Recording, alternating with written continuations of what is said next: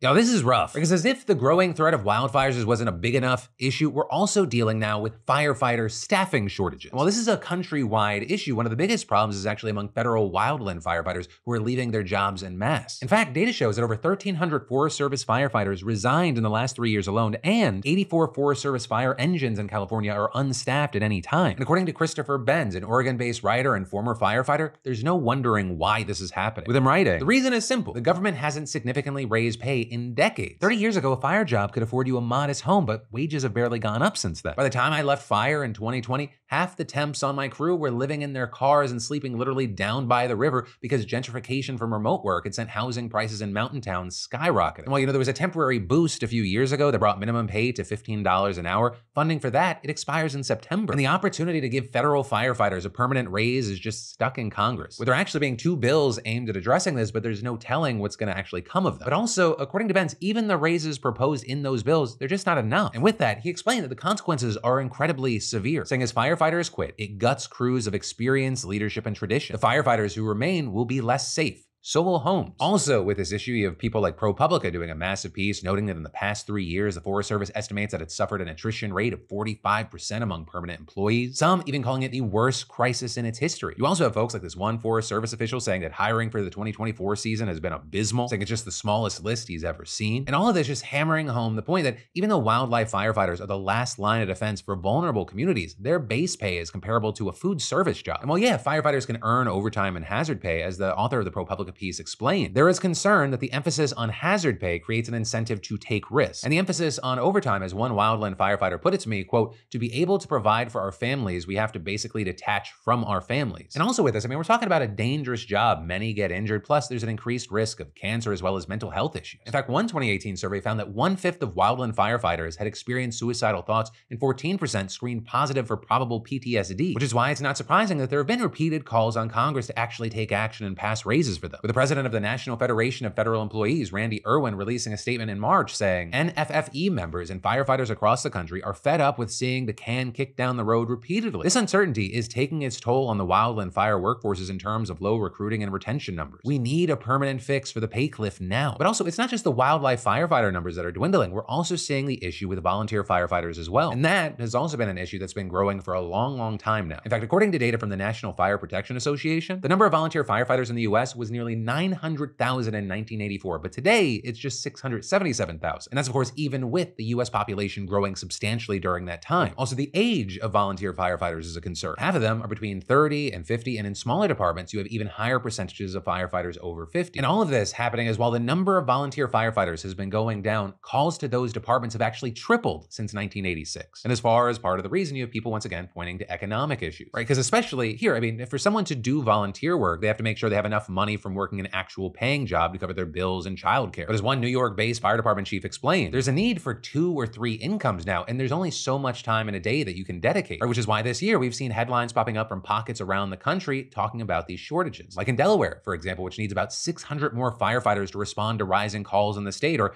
New Jersey. New Jersey is one town that had to close 3 firehouses because they couldn't get enough volunteer firefighters. But with this, some solutions have been proposed, right? Some departments have actually created apprenticeships that could turn this into a career path to make it more of a ladder that people can climb. You also have a fire department in Texas that was able to grow its base, saying that one major factor was messaging, both in finding ways to reach new people, but also establishing the fire department as a main source of local information. It builds connection, it builds trust, it becomes naturally appealing to the community. And of course, all of this, as it doesn't seem like this is going to be any less of a growing problem. Right? One, on local level, shortages could impact emergency response time, but also 2, when it comes to issues like wildfires, you need as many people who know what they're doing than ever. Because we have that fun little thing, climate change happening. With one recent study finding that extreme wildfire risk, it's doubled in the last 2 decades, in no small part due to climate change. And it's also important to remember when we're talking about these fires, it's not just like, oh, there's a risk of someone's home getting burnt down. Well, yes, that does happen, and it's a big thing. Severe fires, it kills people, it hurts air quality, it has long-term health consequences. For example, wildfire smoke exposure contributed to 16,000 excess deaths a year for the past decade. And it's expected that by 2050, that could go up to 28,000 deaths a year. And I'm saying this to you as fire season has already begun in certain areas of the country. Like y'all, in California, between January 1st and June 19th, wildfires have burned nearly 90,000 acres compared to the 5-year average of 17,000. Right? You don't need to be good with numbers to appreciate that massive jump. And even though the amount of wildfires that have happened in this time frame is less than the 5-year average, it's just the size of these fires that have made them so severe. The CAL FIRE spokesperson saying just the sheer amount of the land burned is alarming, and adding, what that tells us is the fuel is ready to go. And that is horrifying to hear because the worst of fire season is very still likely ahead of us. And all of that just underscoring the need for wildland firefighters, how important their job is, and how devastating a shortage of them is.